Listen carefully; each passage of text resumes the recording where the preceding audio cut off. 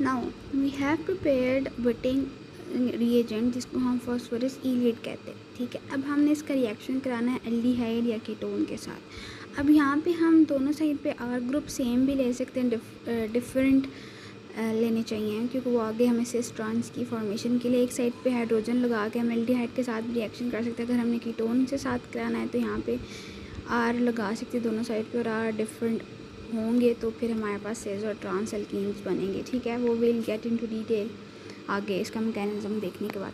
अब यहाँ पे क्या होगा, क्योंकि हमें पता है कि जो कार्बोनिल कार्बन होता है that is electrophilic in nature, और ये ऑक्सीजन जो होता है वो पार्शियल नेगेटिव चार्ज होल्ड करता है। तो जो ये कार्बोनिल कंपाउंड होते हैं हमेशा न्यूक्लियर रिएक्शन हो जाएंगे। तो यहाँ पे न्यूक्लियोफाइल हमारे पास ये कार्बन नहीं ये जो है ये नेगेटिव चार्जेस कार्बन पे अटैक करेगा, और यहाँ पे हमारे पास क्या होगा कि ये जो बॉन्ड है ये ऊपर शिफ्ट हो जाएगा। ये जो डबल बॉन्ड है एक दोनों कार्बन के दरमियान, वो ऑक्सीजन पे शिफ्ट हो जाएगा, ऑक्सीजन पे नेगेटिव चार्ज आ जाएगा, ठीक है। ये एक स्टेप है।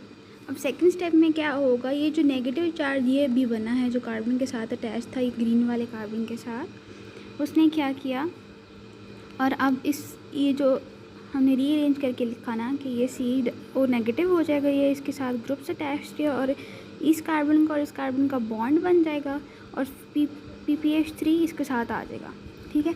अब ये जो चीज़ बनी है इसको हम क्या कहते हैं कि ये बीटेन है, और ये किसको कहते हैं, ये एक इंटरमीडिएट है इस रिएक्शन का, इसका नाम है बीटेन इंटरमीडिएट, ठीक है। अब नेक्स्ट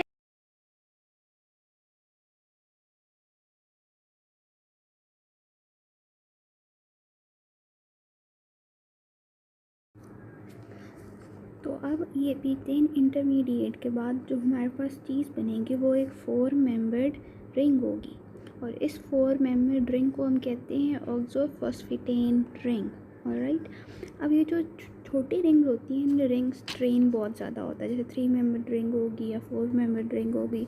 तो इस रिंग स्ट्रेन को ख़त्म करने के लिए हमने इस रिंग को ख़त्म करना है। अब ये रिंग ख़त्म कैसे होगी, हमारे पास हमारी प्रोडक्ट भी आनी चाहिए। तो हम क्या करेंगे कि हम ऐसा करें कि एक ये जो बॉन्ड इस कार्बन पे शिफ्ट हो जाए ताकि ये डबल बॉन्ड बन जाए, और इसको स्टेबल करने के लिए यहाँ पे एक बॉन्ड चला जाए ताकि ये एक स्टेबल बाय प्रोडक्ट बन जाए, ठीक है। तो हम क्या करेंगे कि एक ये जो ये 2 बॉन्ड्स हैं, ठीक है, हमने इन दोनों में से एक को इसकी तरफ अट्रैक्ट करना है और दूसरा उसकी तरफ करेंगे, और हमारे पास प्रोडक्ट आ जाएगी। कैसे, अब फॉस्फोरस और कार्बन को अगर हम देखें तो जो फॉस्फोरस का इलेक्ट्रोनेगेटिविटी फॉस्फोरस की कम है एज़ कम्पेयर टू कार्बन। तो जो ज़्यादा इलेक्ट्रोनेगेटिव होता है उसकी तरफ इलेक्ट्रॉन जाते हैं ना, तो ये अब ये वाला जो बॉन्ड है वो इस कार्बन की तरफ शिफ्ट हो जाएगा, मतलब सी डबल बॉन्ड सी बन जाएगा ये। और जो ये वाला बॉन्ड है, कार्बन और ऑक्सीजन की इलेक्ट्रोनेगेटिविटी देखें तो ऑक्सीजन का ज़्यादा इलेक्ट्रोनेगेटिविटी होती है ना, तो वो अब ये वाला जो बॉन्ड है वो इसकी तरफ चला जाएगा, ठीक है। तो अब हमारे पास प्रोडक्ट क्या आएगी कि फॉस्फीन ऑक्साइड हमारे पास आ गया, ट्राइफिनाइल फॉस्फीन ऑक्साइड। ये एक बाय प्रोडक्ट है, स्टेबल है, और स्टेबल का मैंने रीज़न पहले बताया हुआ है बिकॉज फॉस्फोरस की वजह से स्टेबल है, और ये हमारे पास अल्कीन आ गई। तो ये इसका सारा मैकेनिज़्म है जो विटिग है, ठीक है। अब जो भी हमारे पास एग्जांपल आए उसकी सब मैकेनिज़्म सबका सेम होगा, सिर्फ वो जो हमारे पास सब्स्टिट्यूट अटैच होते हैं ना उसका थोड़ा सा इशू होता है, लेकिन हम वो भी आगे देखेंगे कि वो कैसे सॉल्व